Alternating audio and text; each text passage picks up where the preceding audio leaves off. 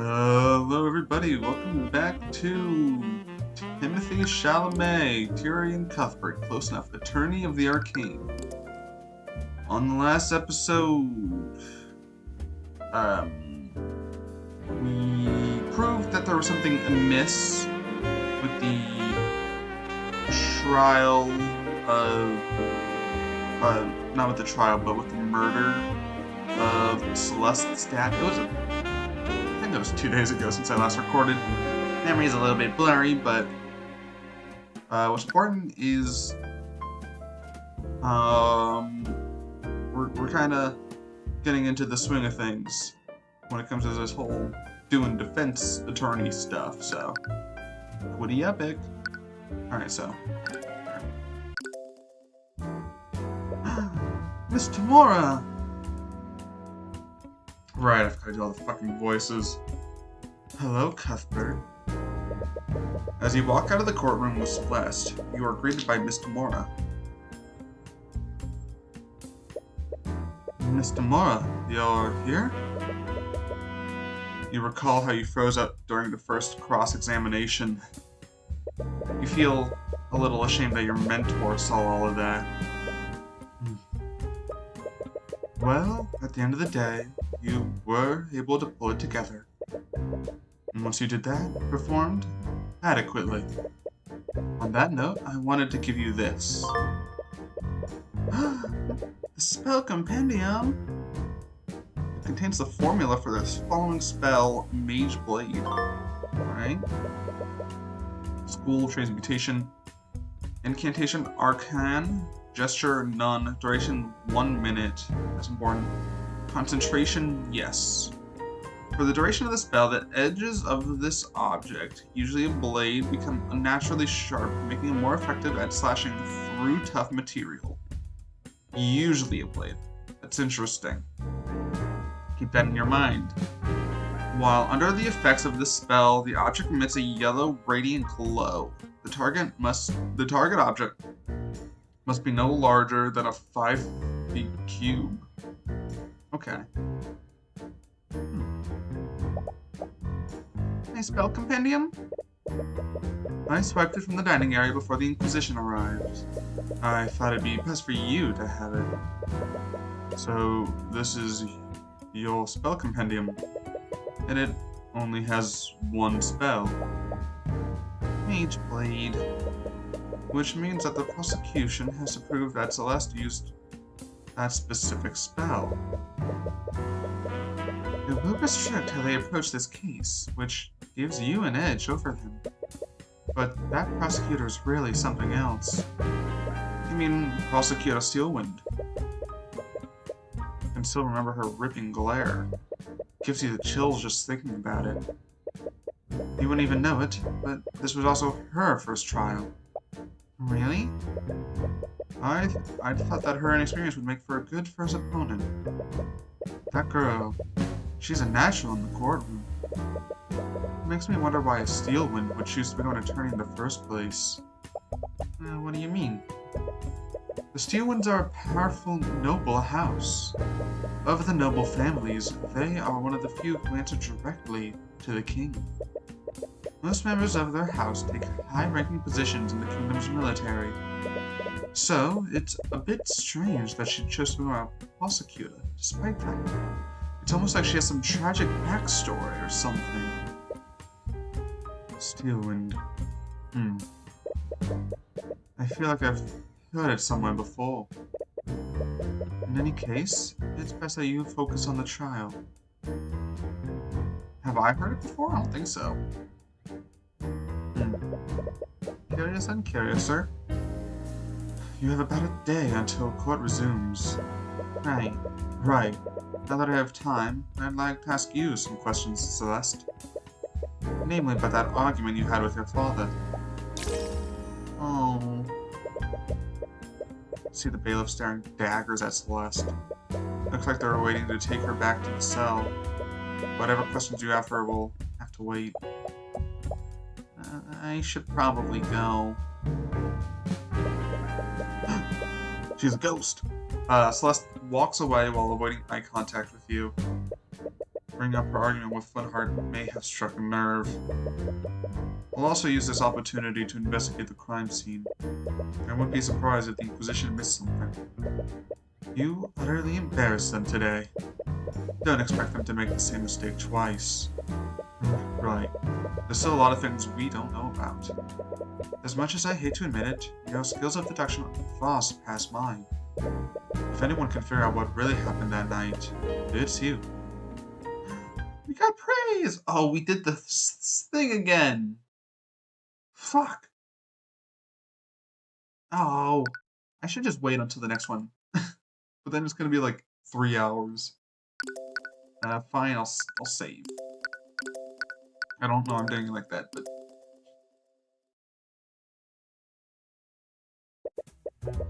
You arrived back at the McCoy Tavern. Lucky for you, the Inquisition set up a teleportation circle for you to use. With that circle, you can magically teleport between the capital and the crime scene instantaneously. It's definitely miles better than having to travel by carriage. Oh, it's you. What are you doing here? Commander White takes note of you as you enter the tavern. Looks like he's working with a team of knights to investigate the crime scene. I'm the defense attorney in this case. I have just as much a right to investigate this crime scene as you do. Yeah, whatever. Just remember, I got my eye on you, kid. Want to see my attorney's runestone? What do you think about this? I don't know what you're expecting me to say. Not much to say about that. It'd be best to try something else.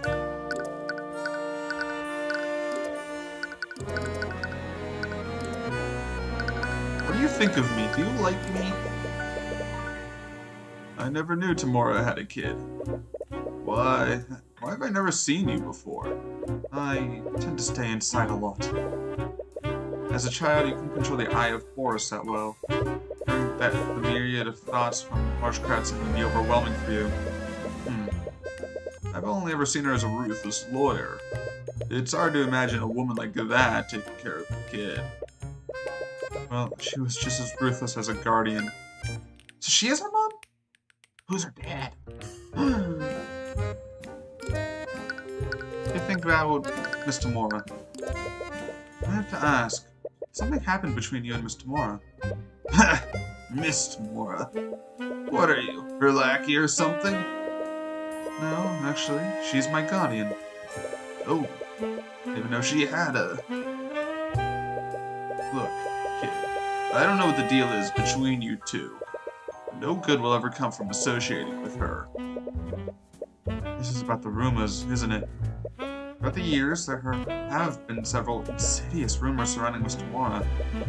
She's been accused of forgery, blackmail, and all manner of illegal activities. It's clearly misinformation spread by the nobility to discredit her. She's always been fine with it, but you can't help but get angry on her behalf. It's more than just rumors. I've seen it for myself. The woman is evil, kid. She defends mages who don't have the protection of the nobility.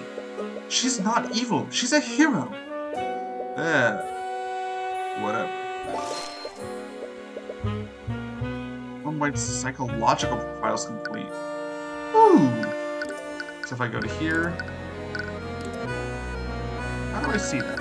Anyway, what can you tell me about Flintheart? Oh. That's some really cool extra dialogue. I don't think that's got to be optional. I'm super hyped about that.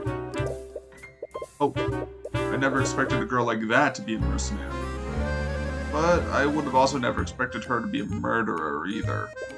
She's not a murderer, and I'll prove that at the trial tomorrow. Whatever you say, kid. What do you think about yourself? Okay.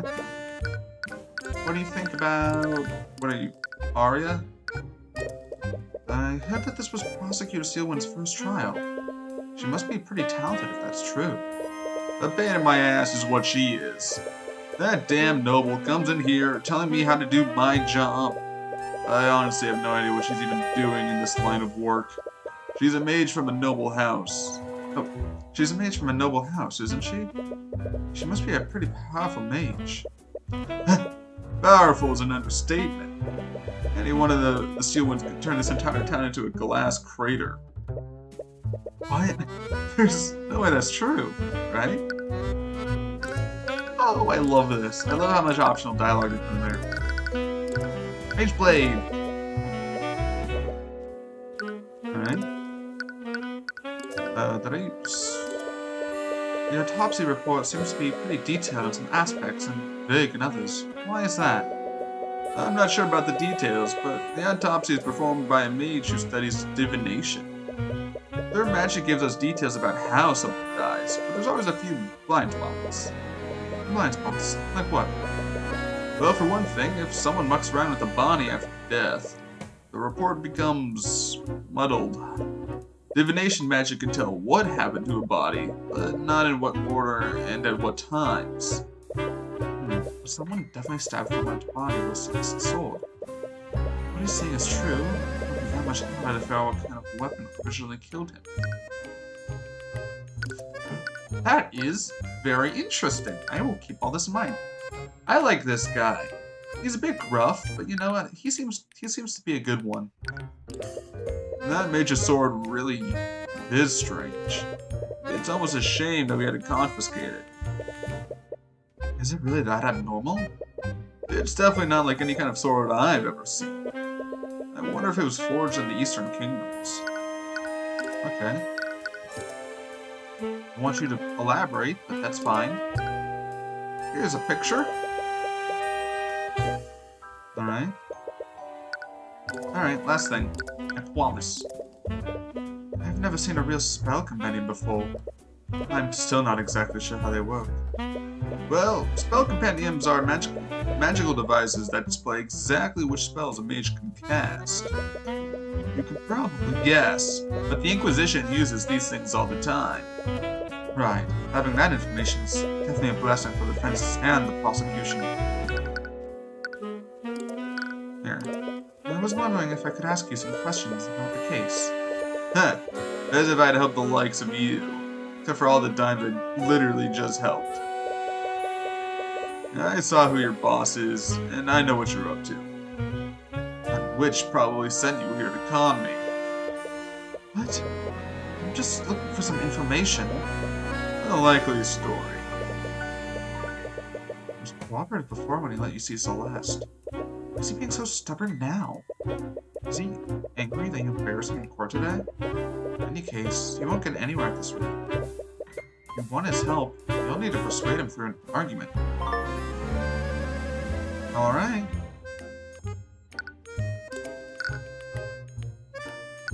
The Inquisition.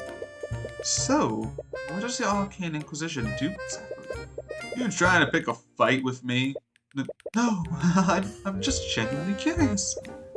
Well, I'm sure you already know, but us Inquisitors investigate crimes that involve magic. Do crimes like this happen often? Nah, maybe once in a blue moon. Makes sense. Most mages are in the nobility after all. Even if they're untouchable, they don't make a habit of getting into trouble with the law. You must have an easy job then. You got that right. The only reason we exist is to clean up the nobility's messes. I wasn't that happy about that.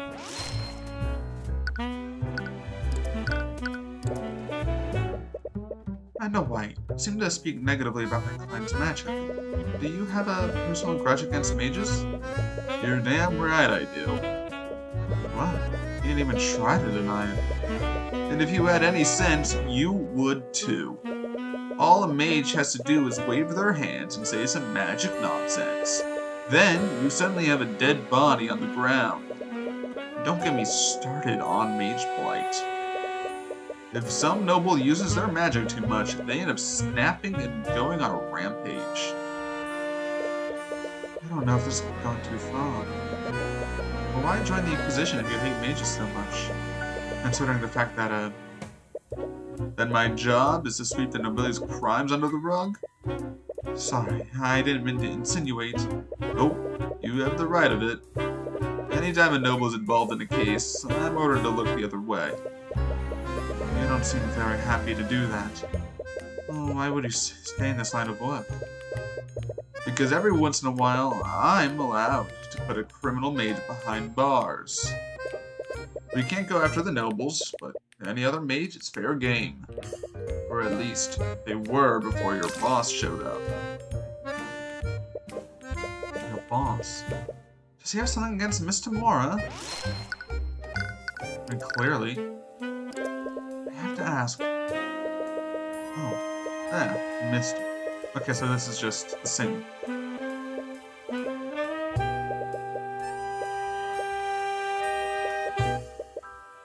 Okay, so that's something about some more. That's really interesting. Really wonder where they're going with that. Wonder how true it is. There's gotta be a little bit of truth in it, right? Commander White seems unusually hostile towards you. And you have a feeling it's not just because you embarrassed him in court today. If you can clear up this misunderstanding, I might be able to convince him to help you. Alright. I haven't completed his psychological profile. Fine. Okay, let's examine.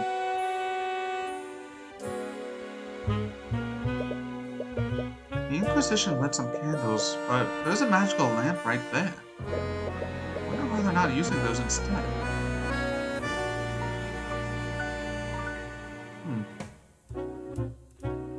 I guess because they can't do magic? There's a modern-looking lamp mounted on the wall. It's a lamp powered by artificere. I didn't expect to find something sophisticated in a town like this. But artificiary is just another form of magic. Actually, artificiary draws from surrounding ley lines to... I didn't ask for a science lesson, kid. Anyway, look where artificiary got these folks. The arcane power cell broke, and they haven't had any power for weeks. Yeah, nothing can beat good old oil and flame. Oh, so that's why.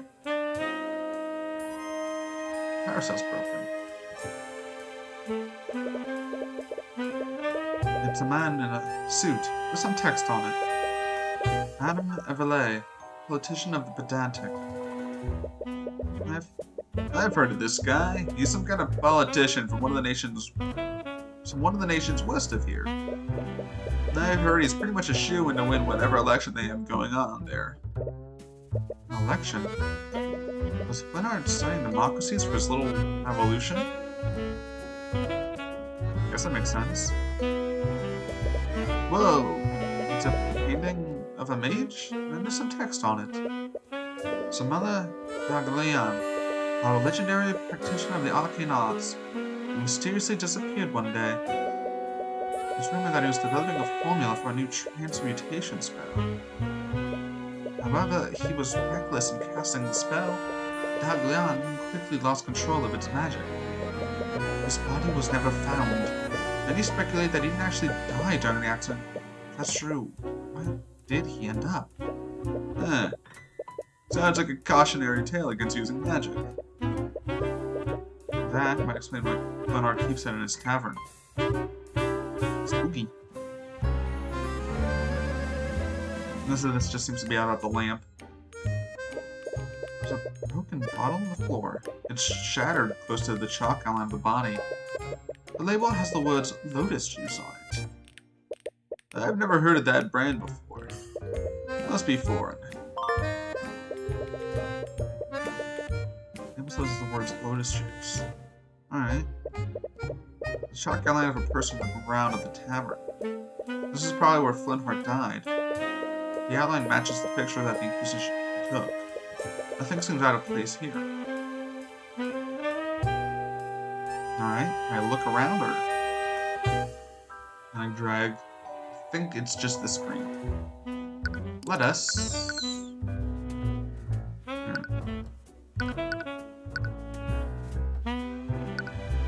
Alright, click this. That's weird. That's weirdly finicky.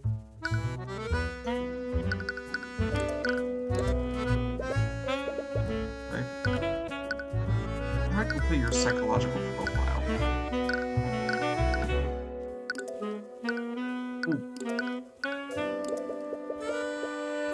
place has been without power for about a week. I wonder if there's any information I can infer from that. They've been using candles to keep this place lit. This is exactly why you can't rely on magic. Alright. I wonder what Lotus Chips is. It's definitely not any drink that I've ever heard. Must be some kind of imported brand. Fascinating. Okay.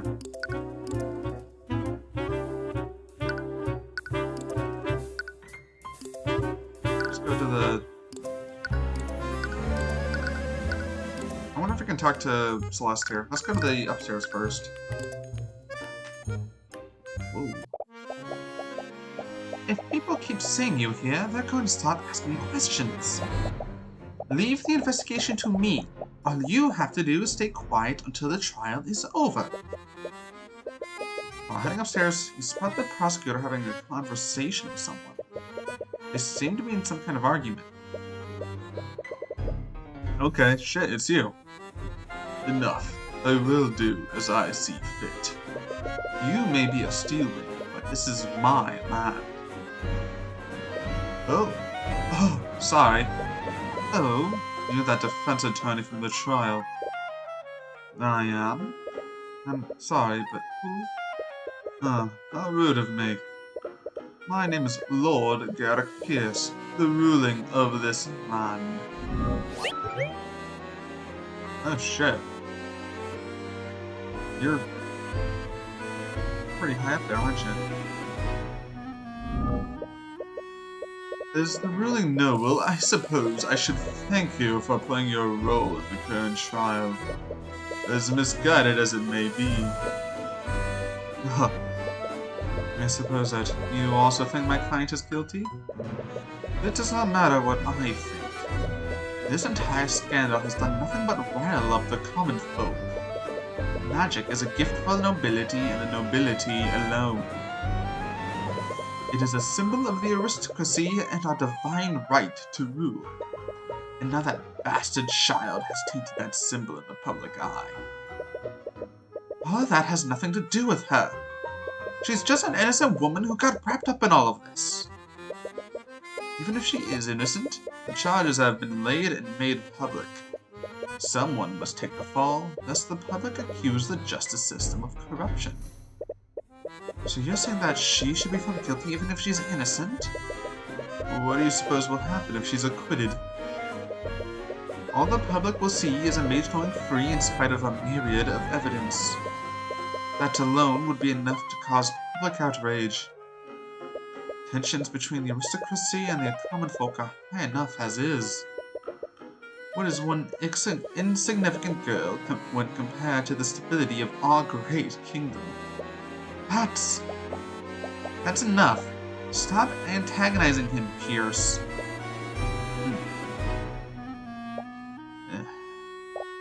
I can't refute what he said, but I don't agree with it. What? The system should be based on truth and justice, not on public opinion. Why are you working against my client? Do you honestly think she's the kind of person that would kill her father? It doesn't matter what kind of person she appears to be. The evidence clearly points to her as the only possible killer. But as you should fight according to your own ideals. But you should fight according to your own ideals. Just as I will fight for mine. I'm trying to get a read on that woman. I don't know. She seems pretty chill. Yeah. There are several doors that lead to the guest rooms. Aside from the rooms that you and Miss Tomorrow used, they don't look like they've been open for quite some time. Also, I was accidentally using her Celeste voice, or my Celeste voice. I feel bad about that. So I want to differentiate all the characters, but there's so many characters, and there was some candlelight. Hallway. They look like they used to be part of the old architecture.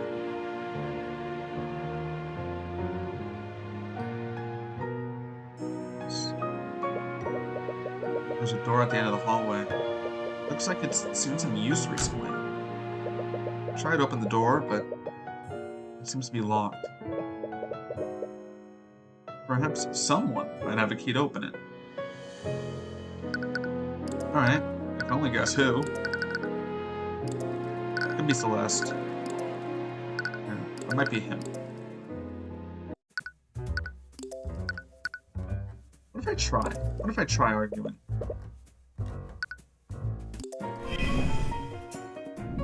Whoa! Look at her eyes! Alright, I'm just gonna come out and say, do you have a problem with me, Commander White? You should know exactly what my problem is with you. I saw who you work for. Do I have to spell it out for you?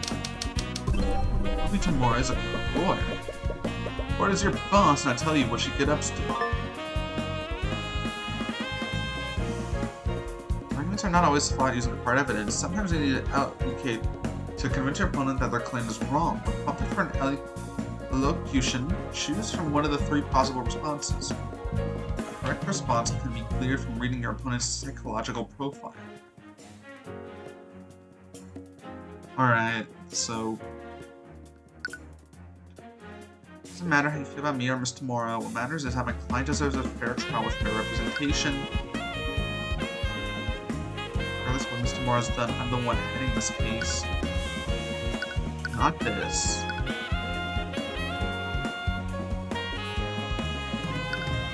I think this is the best one. It doesn't matter how you feel about me or Miss Tamura. What matters is that my client deserves a fair trial with a fair representation. All I'm trying to do is give that to her. Yeah. I've seen that woman do all kinds of shady shit in the cases I've worked.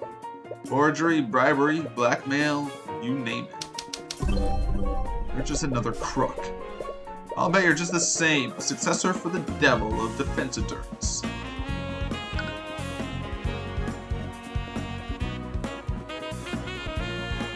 Forgery, bribery, blackmail. Have you seen me do any of those things? Because all I've done so far is clean up the mistakes that you've made.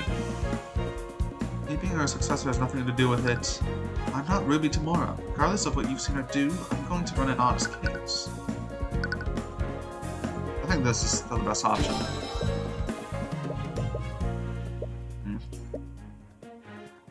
Look, kid. I'd like nothing more than to believe you. But after everything I've seen her do, I know better.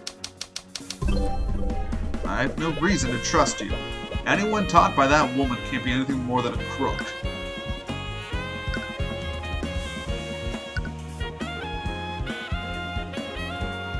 Here, let's defend here. You've made accusations after accusing against her with nothing to prove it. You have no proof that she's a crook, and you sure don't have any proof that I'm one either. Like I've been saying, I don't need any proof. I've seen how she works, and I don't have any proof that you're any different.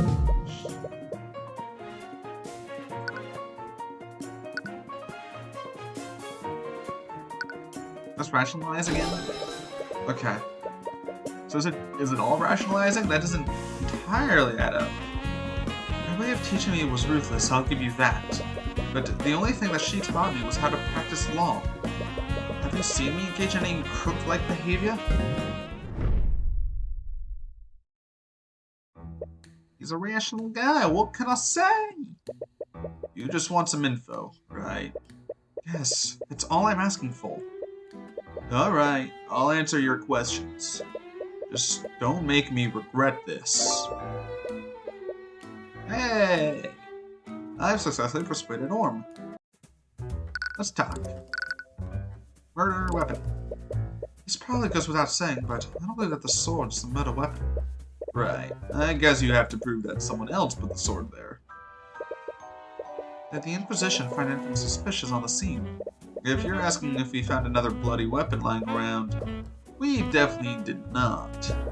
Now, it would be a little too convenient, wouldn't it? But let's say that the girl really is being frank. If there was another murder weapon, the killer probably walked out with it. I think they could have hidden it somewhere in the tavern. Doubt it. After the trial, Steele wouldn't turn the place upside down and scan it with her magic. If someone did hide a murder weapon here, they hid it well.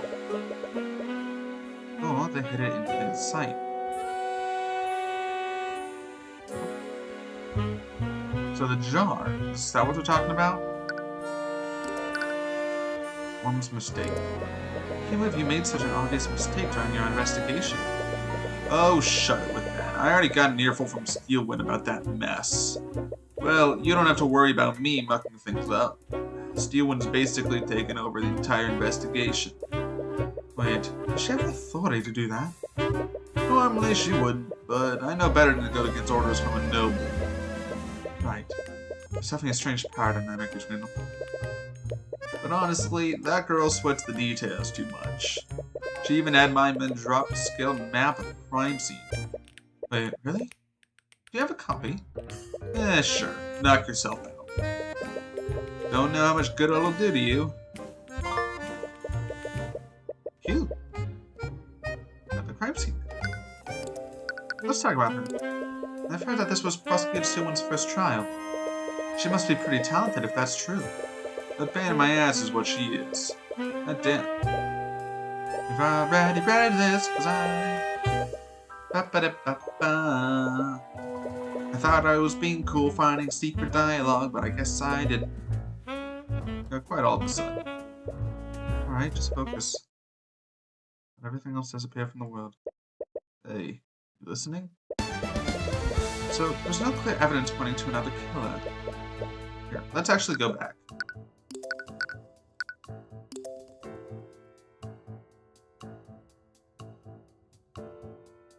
Apart from mage. What?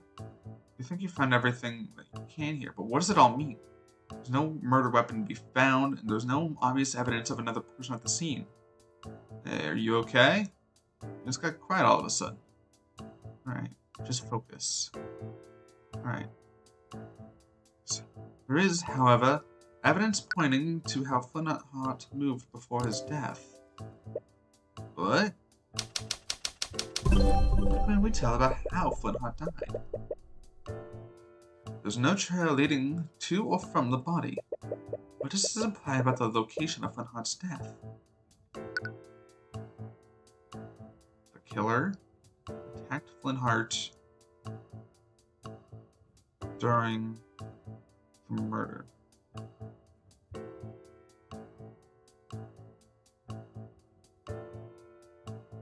Flintheart didn't move during the murder.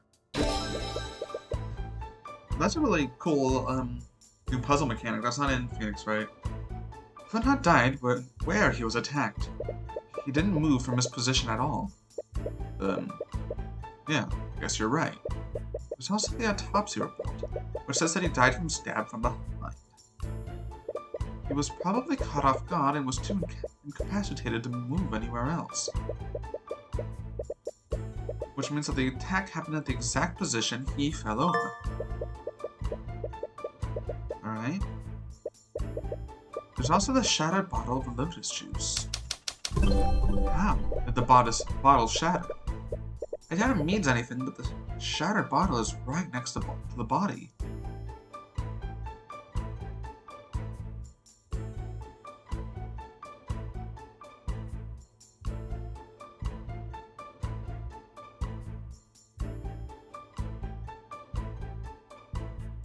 I think this makes the most sense.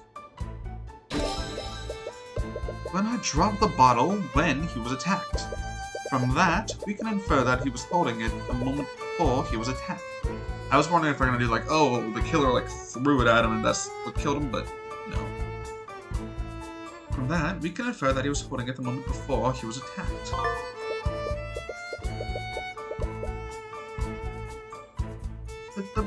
Is the bottle... Did they use the sharpening thing on the bottle? That's my current theory. I don't really know how it would work. What's so strange about one bottle, though? It may seem like an insignificant detail. That detail could help me infer other elements of what happened during the murder. Right. There's also the fact that the artificiary lights were out. Were those candles here when you arrived at the crime scene, Noel? No, we had to light some so we could see the crime scene properly. We thought it was weird too. The girl and her father must have had their argument in pitch black darkness. What can we infer about the state of the crime scene? They didn't have any candles to make up for broken lights.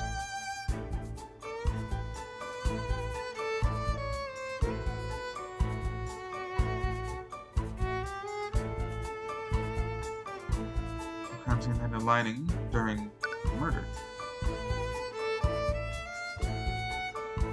Yeah. I'm too worried about it. Like, I think I'm gonna accidentally overcomplicate one of these points because it seems to be simple so far. But let's see. The crime scene had no lighting during the murder. Right. The argument that Celeste had with Flintheart must have been spontaneous.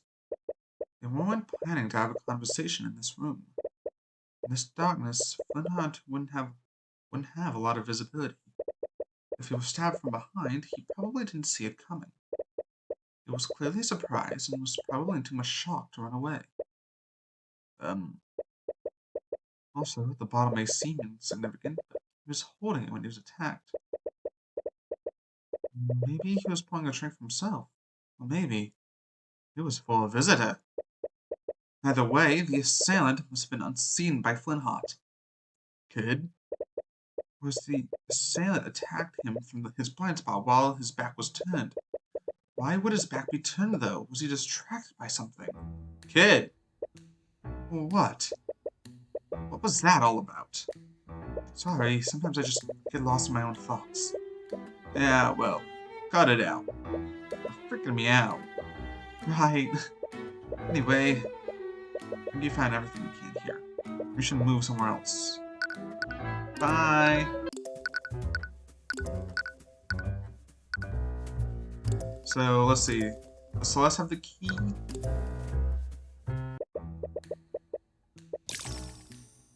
Right. The ambient despair in the air fills your mind like a horrendous stench. You do your best to ignore the emotions of the other prisoners, but you haven't had much practice blocking out this many people. As you arrive, you see Celeste huddled down in a corner. As soon as she sees you, her dour mood seems to lift, if only for a moment. Oh, hi, Mr. Cuthbert. There's no need to address me so formally. Just call me Tyrion. Okay. Anyways, I came here to ask some questions about the case. Right.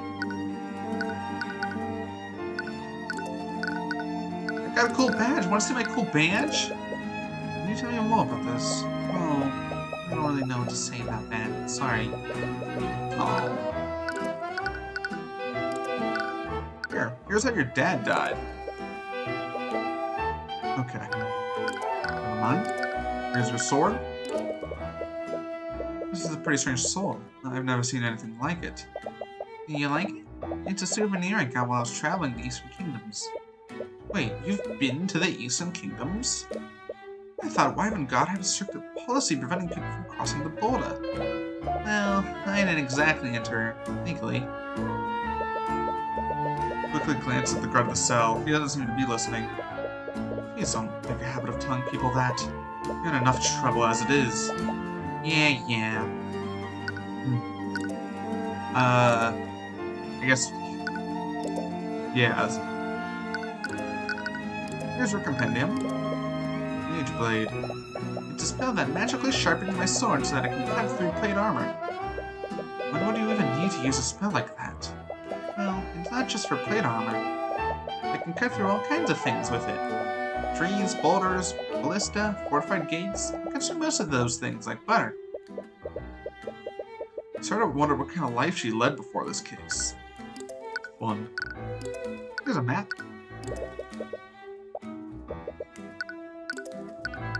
Ooh, what do you know about lotus juice?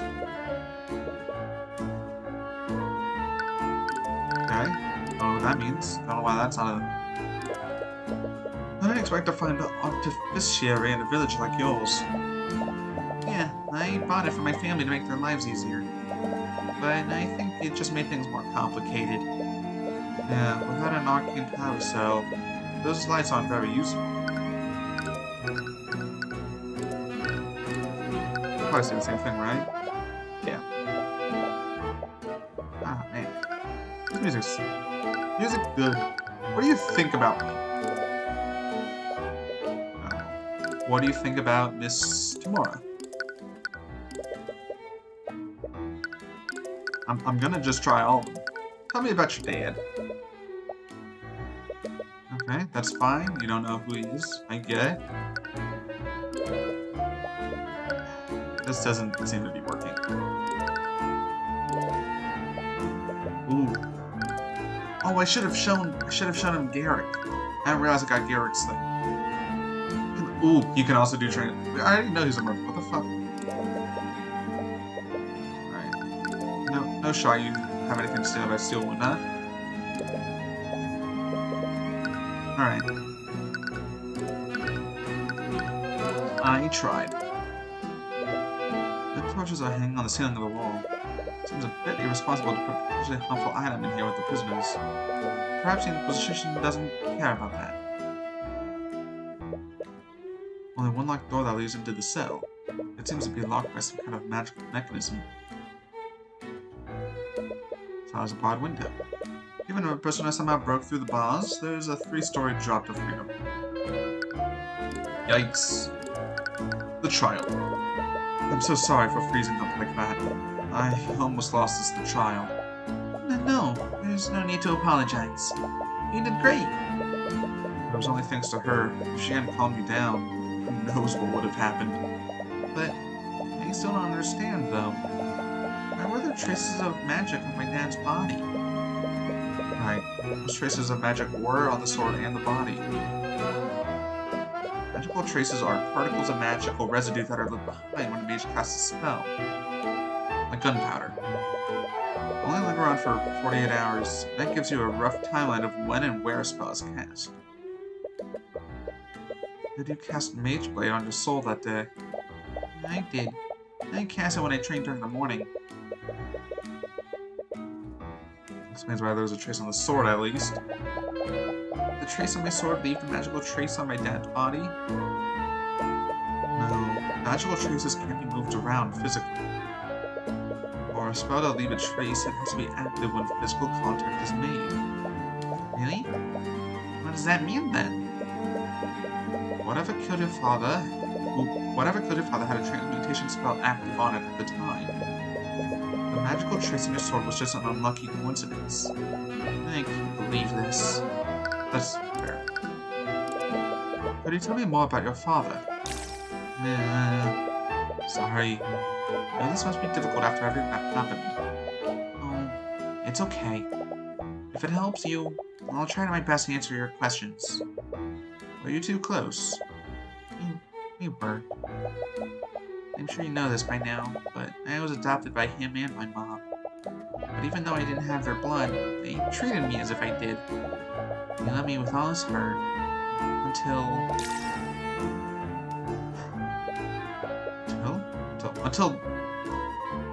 Until he fucking died, I don't know. Does that have something to do with the argument that they had? I'm sorry to say this, but I could hear your argument from my room that night. Could you tell me about what happened?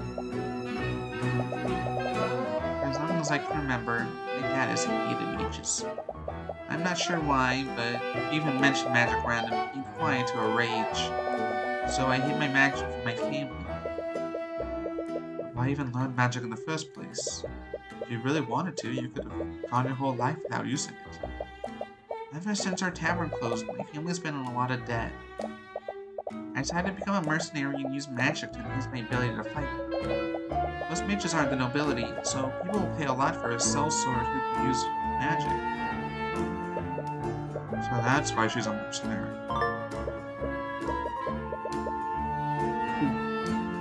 This occupation has been added to your notes. I know now. Learning magic was the biggest mistake I have ever made. On that night, my dad found my spell compendium. When he confronted me about it, it finally came clean to him. That's when he flew into another one of his rages. He shouted at me, told me that I betrayed him and his family. I'm so sorry. I can imagine how that must have felt. I deserved every bit of it, and I knew how much he hated magic.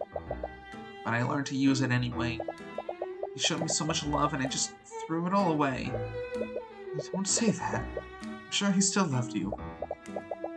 No, I could see it in his eyes. He hated me, and he died hating me. You feel a sharp pain in your chest as you see that thought. That's so sad. So, The locked room in the tavern is at the very end of the hallway upstairs. The Inquisition probably searched it already, but I just wanted to investigate it to make sure. The locked room at the end of the hallway? I think that's my room. You know how I could get in there? It's the only room in the tavern that I haven't investigated. I feel suspicious gaze from Celeste. What does I look for? I'm a lawyer. I'm not gonna do anything weird. Sorry. You're right. You can use this key to get inside. Just having to do some weird shit. I think that's all. No reason. There's not the evidence sure showed me. Oh, it just goes right there. That's odd. You use the key to enter Celeste's room. However, you're startled when you notice that someone else is already inside. Hello.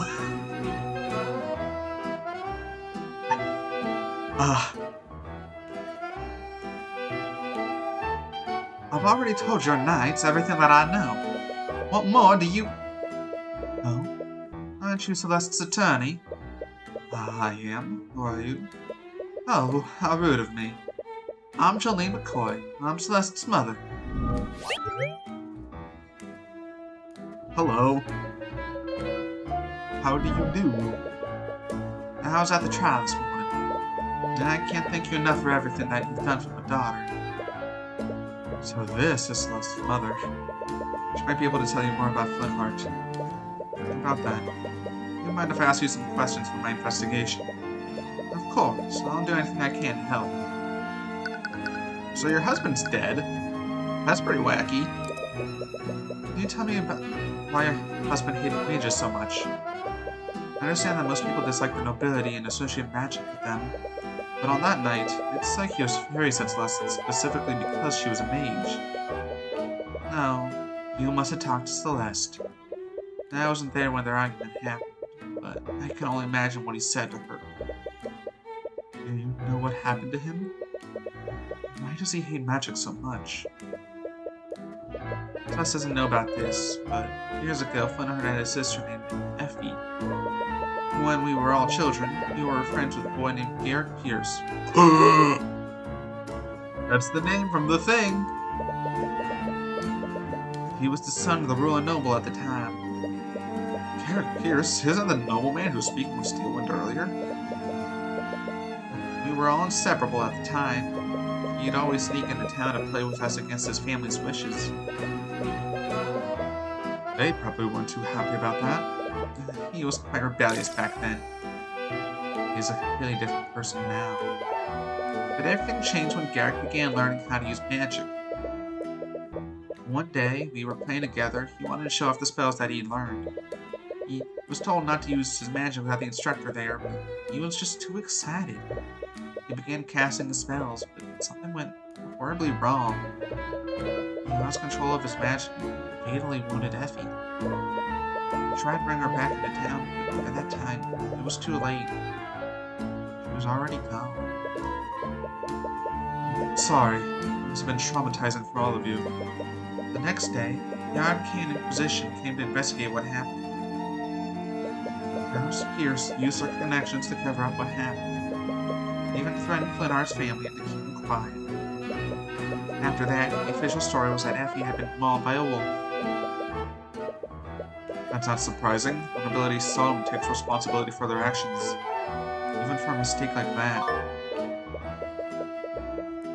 Alright. Something changed in Flintheart after that. He began speaking out against the nobility. Eventually, he started hosting rallies in this very tavern. Each night, more and more people began listening to his words, joining his cause. The amount of people that he'd gotten under his banner was terrifying. There was even talk of an outright revolution against the kingdom. I don't explain why someone would go out of their way to kill him. He knew how much danger he was putting himself in. But no matter how hard I tried, I couldn't convince him to stop. His attitude didn't even begin to change until he adopted Celeste. Let's talk about Celeste then. Can you tell me more about Celeste? How did she become a part of your family? It all happened many years ago, back when the Koi Tavern was still open. We were closing one night when we found a baby with white hair abandoned in the dining area. We waited for weeks for her parents to come by, but no one ever came looking for her. And that baby was Celeste? Yep. Leonard and I always wanted a child, and I thought this Celeste must have been a gift from the Scaled Lord. Who's the Scaled Lord? That name's been thrown around before, but it sounds like such an evil name, you know? Scales like the snake. I think so, Scales, yes. But one day I saw Celeste practicing her magic, and I think that's when I realized that someone from the nobility must have abandoned her at our inn. And it was probably... what's his name? Probably gray hair. Derek? 38, 19... I could see that timeline lining up.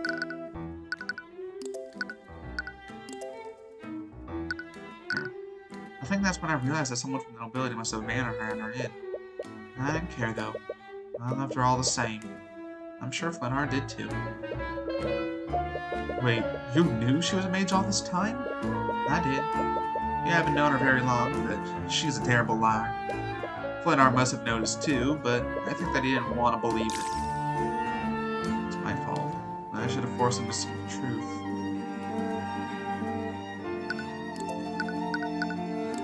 Alright, let's start with the two. I spoke with Celeste earlier. She thinks that her father hated her before she was a mage. There's no way he would ever feel that way. He loved her more than anything in the world. No matter what he said to her that night, nothing would ever change that. After seeing them together, you figured as much. Celeste was the world to him. When we adopted her, it was the first time in decades that I'd seen him so genuinely happy. They must have been really close. More than anything. You want to hear a story? Celeste had just returned from her travels. She wouldn't stop talking about this foreign drink that she loved. I think it was called lotus juice or something strange like that. Well, Flinnar did everything he could to have it shipped here. He called in a bunch of favors with some of his revolutionary friends. But in the end, he was only able to get a single bottle of it. Is it really that rare? Yes, I wouldn't be surprised if it were the only bottle of lotus juice in the region. Wait a minute. Lotus juice? Is this the bottle that Flinnar bought? You show a picture of the shattered bottle that you're found next to Flinnar's body. It is! Oh no. I was gonna surprise her with it. I found the broken pieces next to Flinnar's. I found them in the dining area. That's strange. We've been keeping it in our room so she wouldn't find it. Really? When was the last time you saw it? Right before I left the house that night. It was right before their big argument. So it wasn't just laying around the bar. He made a decision to retrieve it after the argument. Probably to make amends. God damn, that's sad. Fuck. My emotions, man. Come on. Alright. There's still one last thing you need to do. Ready yourself for one last conversation with Celeste. Fucking what? Alright. Oh, with Celeste, not... Joe? What's her name? What's her name? Jolene.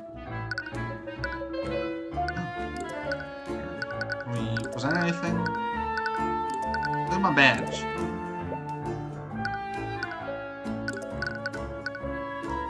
Anything else? I don't really feel like clicking through everything like earlier. Tell me about Mage Blade? Alright, I guess he wouldn't. I already know.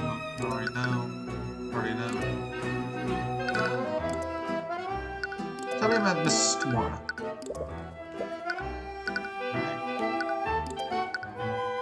Let's examine. It's a really fancy looking bed. Celeste had it custom made. Wouldn't something like this be really expensive? It was. I was really surprised when she returned from her travels. Apparently, she was making a lot of gold from her job as a mercenary. Wow. You and Funna must have been happy for her. We are, but I still wish she'd got a less dangerous job. Makes sense. It's a painting of a woman with some sort of aquatic animal. Oh, I love that painting. Celeste brought it back from her travels. Supposedly, that woman is named Madeline Kipling. From what I've heard, she runs a wildlife sanctuary for endangered species. I think the animals in this painting are called a naked. Celeste told me that she really likes them. That's interesting. I wonder why that these kinds of creatures even existed. Table with several chairs. Must be used for entertaining guests. Doesn't look like it's seen much use though. Why would you have a deity in your bedroom? It's a door leading to the upstairs hallway. That seems to be everything. Alright, bye Jolene. Here. What's in the courthouse? Oh, Cuthbert, you're back already? Sorry. I guess I'm just a little lost where to go next. Well, I suppose I can give you some guidance this time. Alright. As it helps us speak with someone about the investigation, one character will almost always be able to assist you. I don't want assistance. I want to be a smart. Can you tell me about Orm? Don't waste my time, Cuthbert. Sorry. Come on, man, he accused you about that kind of stuff. Anything about Garrick? Alright, come on. I don't want to get any hints, so... Plus, I probably already know most everything.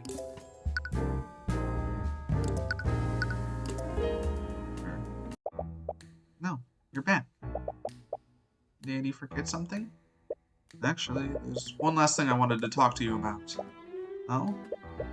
Earlier, you said something that I just can't let go. You said that your father died hating you. But after everything I heard about him, I don't think that's true. Your father loved you, Celeste, even in his final moments. I desperately want to reach her. If she keeps believing that he hated her, that thought will lead away at her for the rest of her life. You know that better than anyone. It's just lying to make me feel better. Looks like it won't be that simple. I'll need to win an argument against her if you want to see the truth. Alright. Let's do this. After saying the nuclear, you know that possibly can't be true. You just need to convince her of that. Alright.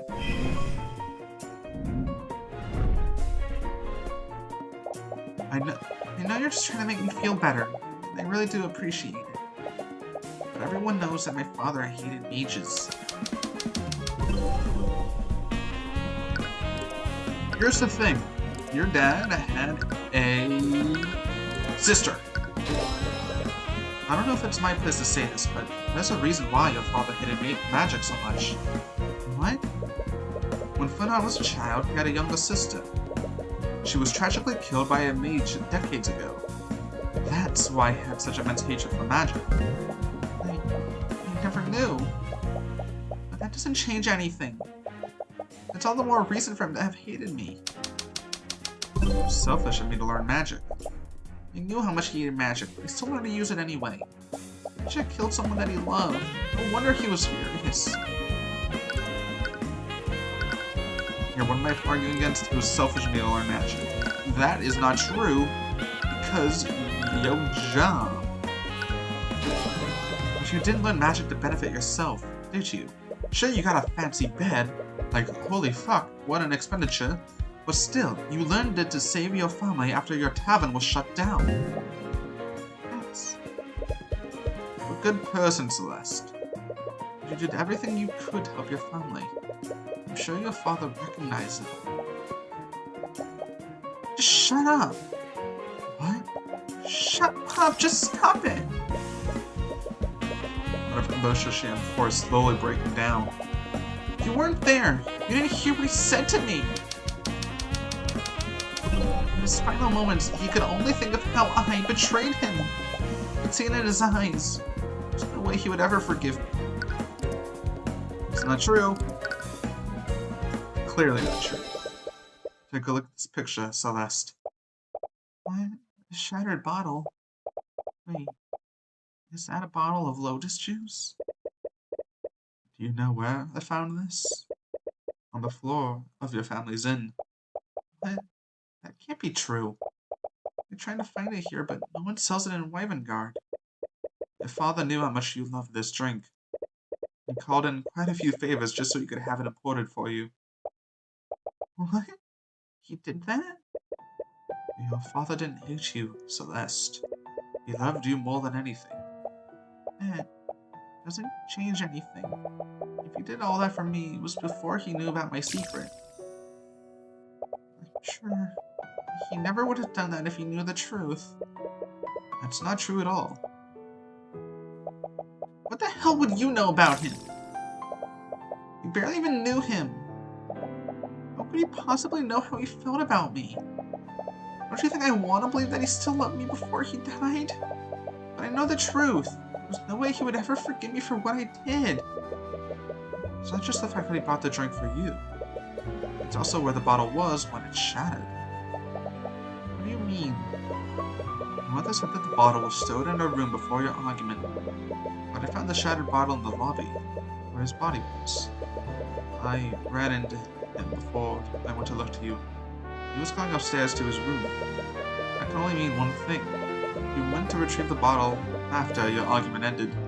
What? Nobody had it. It's because he was going to give it to you, Celeste. He was going to give you a gift to apologize for what he said to you. He was going to apologize? Your father loved you, Celeste. And as tragic as it is, he was going to try to apologize to you before he was murdered. I don't like this. My daughter. What the fuck was his voice? My daughter, working out as a mercenary of all things. Come on, Dad. No, I can handle myself. I don't doubt it. But you still shouldn't have to risk your neck for our sakes. Close the inn, Dad. You won't be able to survive unless I do this. Just be careful, okay? I don't know what I'd do if anything happened to you. No matter what anyone says, you're our daughter. And we'll love you till the day we die. Dad, could I ever think that? I'm sorry. I'm so sorry, Dad. Celeste had barely been keeping it together throughout the whole argument, but her realization is finally causing her to break down. She begins crying loudly as she quickly embraces you. It's a cold, dark place. She probably hasn't felt warmth of any kind for days. You're caught off guard and feel a little embarrassed, but you comfort her while she vents her emotions. We made a girl cry! Da da da da da da da da. Alright, with that argument, I really got in the episode. Because we've been going on for a while. Also, I've got to do laundry. It's all in the wash, and I don't want it to get all, like... I don't like it being in the wash for too long. It makes me uncomfortable. Alright, sorry. Total tonal shift, I know. But, next episode, we'll probably end up back in court. And, that's exciting. I really like this case so far. This has been a really good game. Super excited. But yeah. I'll see you on the next episode. Bye.